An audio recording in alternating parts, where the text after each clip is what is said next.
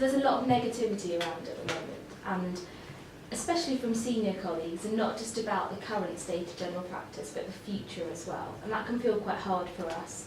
And you do sometimes hear trainees questioning whether they've entered the right profession. What would you say to them? Certainly there is a lot of negativity, and probably the worst I've ever known. And that's tragic.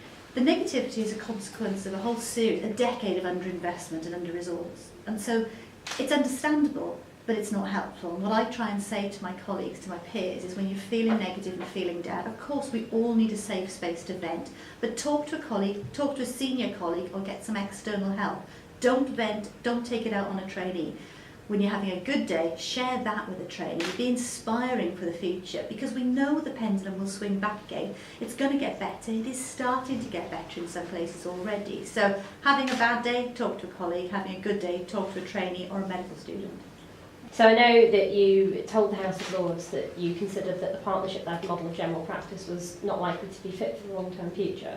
But then when that report was published, College then produced a further statement clarifying your views and saying actually you supported partnership and you thought that the independent contractor model should be nurtured and maintained moving forward.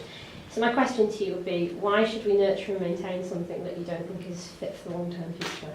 I was being asked about a much bigger issue, and the one snippet was, the actual sentence that I gave was something along the lines of, I love the partnership model, I am a partner, and I would say that, but the current model isn't working and it's not fit for purpose in its current context, because newer doctors are not choosing to be partners. We can't fill the vacancies. However, I do believe that the partnership model, in terms of GP ownership and management, is incredibly powerful. It's enabled so much change. It's a driver for change, because GPs are fundamentally creative, and when you run a business, you can run it at a pace that you want to. If I go into the surgery and say, these blinds are scruffy, I want new blinds in the surgery, somebody can go and buy new blinds and put them in.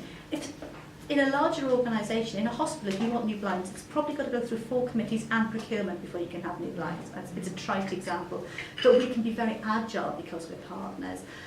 However, you know, the country is in a really mixed state at the moment. The 4 nations are in a mixed state, and I think we've got to be realistic, and we can't stick to just the old ways of doing things. Do you think our training prepares us well enough for partnership? Because it doesn't feel like that to me. And I remember very clearly having sessions with my trainer talking about the difference between salary, being a partner, the implications for your pension. Did I want to see the practice accounts? I sat there towards the end of my training with the practice accounts, and he went through and explained to me how a practice business runs.